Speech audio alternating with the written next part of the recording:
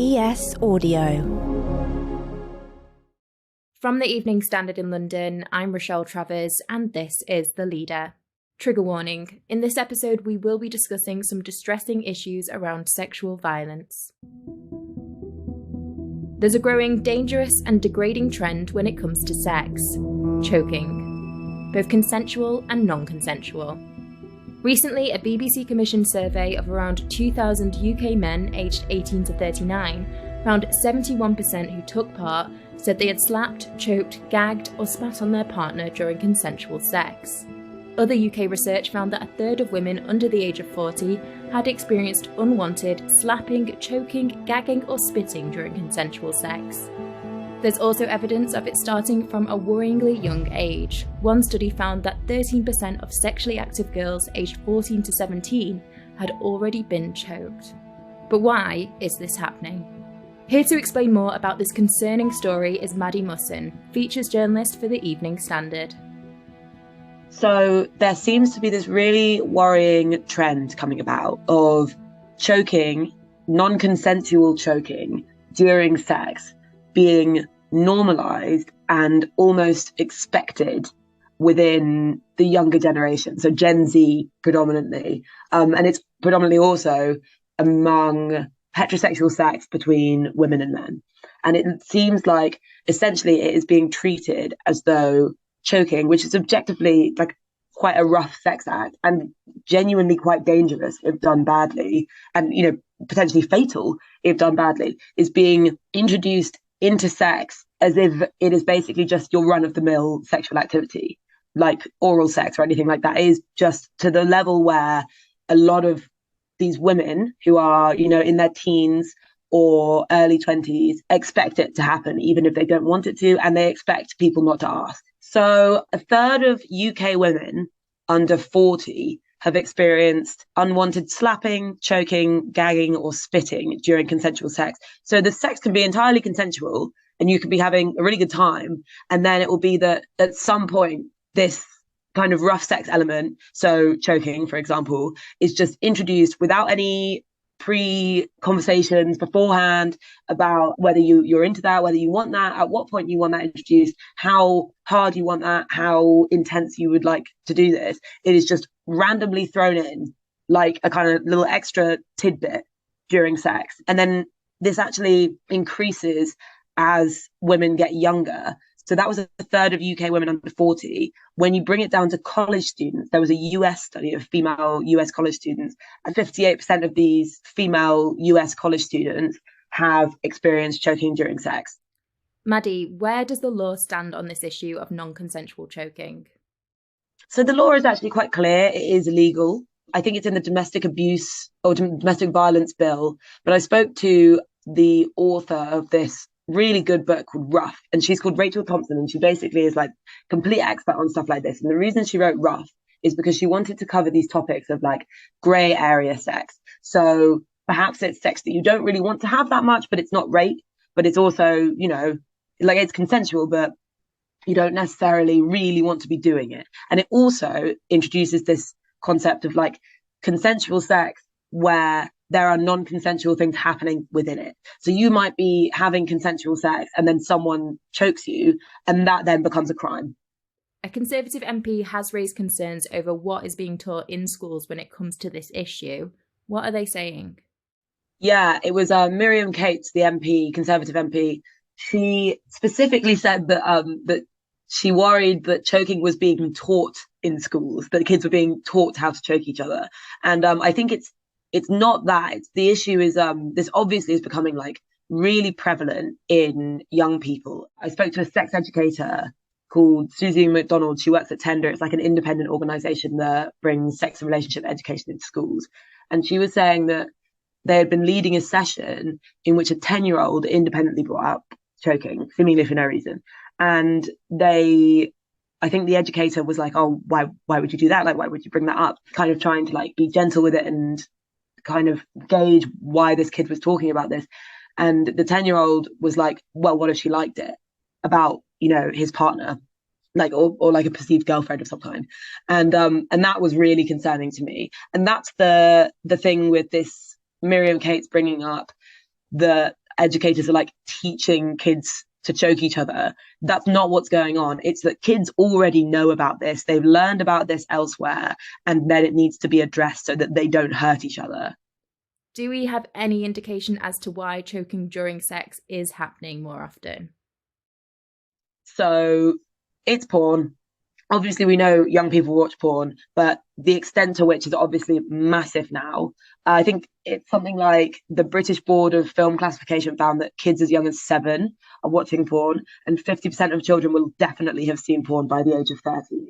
So if you're thinking about that 10-year-old kid that brought up choking in the classroom, that actually isn't so surprising when you think about the things that they will have seen by that age. And even though they're very young, they'll have seen so much.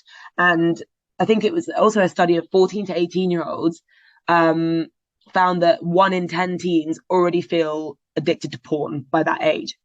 Like they genuinely feel addicted. So if they are feeling addicted and they are like continually exposing themselves to porn, which can obviously be very graphic, very diverse in its content and quite aggressive, it means that they're going to be picking up on these things that like generally they wouldn't learn in other ways. Like it's not like people talk about choking around the dinner table or your teacher is going to bring it up contrary to what Miriam Cates believes.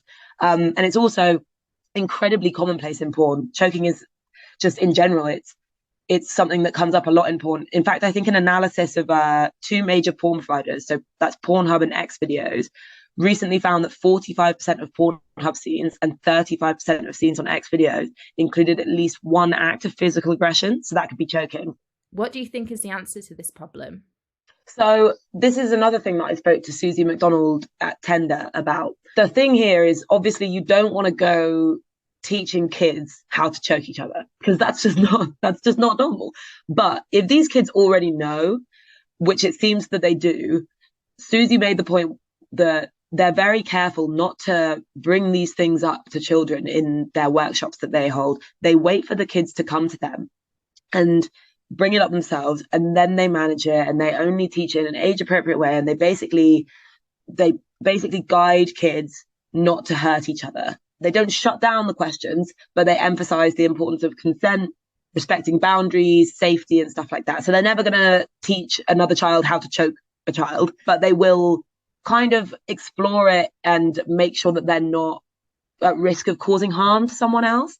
And then as well as that, Sadiq Khan has recently injected £1 million worth of funds into London schools to help provide them with like anti-sexism classes, basically. So it's teaching kids everything from how to understand the impact of sexist and misogynistic behavior, how to spot this behavior and call it out, and also educating them on healthy relationships. So it basically cuts it out at the root. Let's go to the ads. Stay there to find out what happened when Maddy spoke to 20-year-old Charlotte, who has been non-consensually choked every time she's had sex.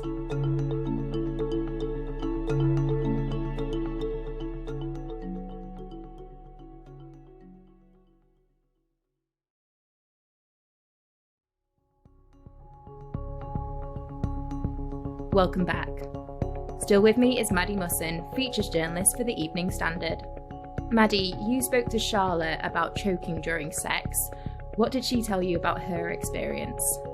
So Charlotte is a 20-year-old university student, and she first experienced choking during sex, non-consensual choking during sex, which is the only kind of choking she's ever experienced because no one's ever asked.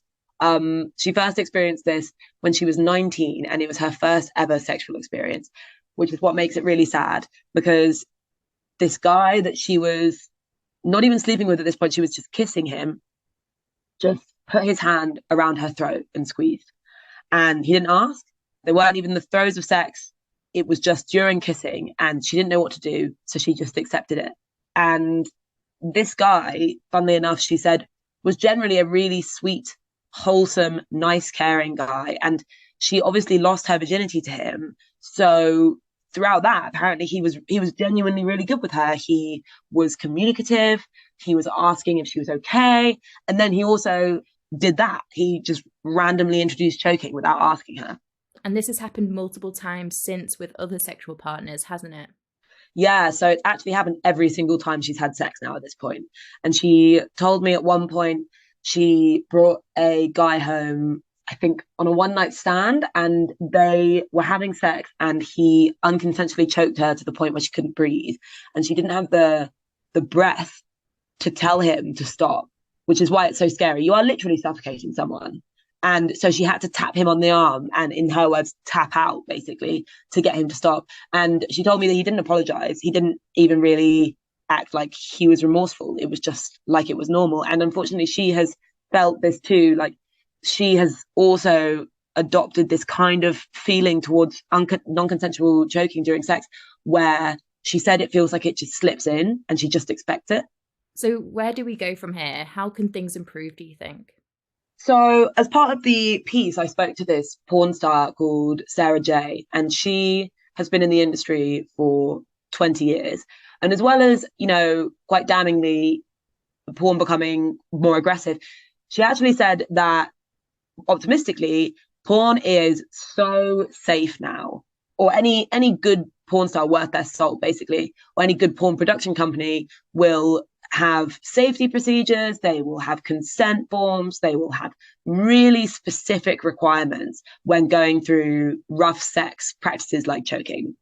And the problem there is that this is all happening behind the scenes, but people aren't seeing this. You don't see like people signing consent forms in porn, but porn didn't used to be like this. And maybe that's part of the reason why it's trickled down into sex in such a pervasive way. Hopefully, though, we can take the lead from where porn is going and the general kind of move towards a discussion of consent within society, and these anti-sexism classes, these funding the work of people like Susie McDonald at Tender. And basically we can aspire to hopefully be as good as the porn stars. If you've been affected by issues raised in this episode, then you can call Rape Crisis for free on 0808 500 2222 or contact them via their website. And that's it from The Leader. This podcast is back on Monday at 4 p.m.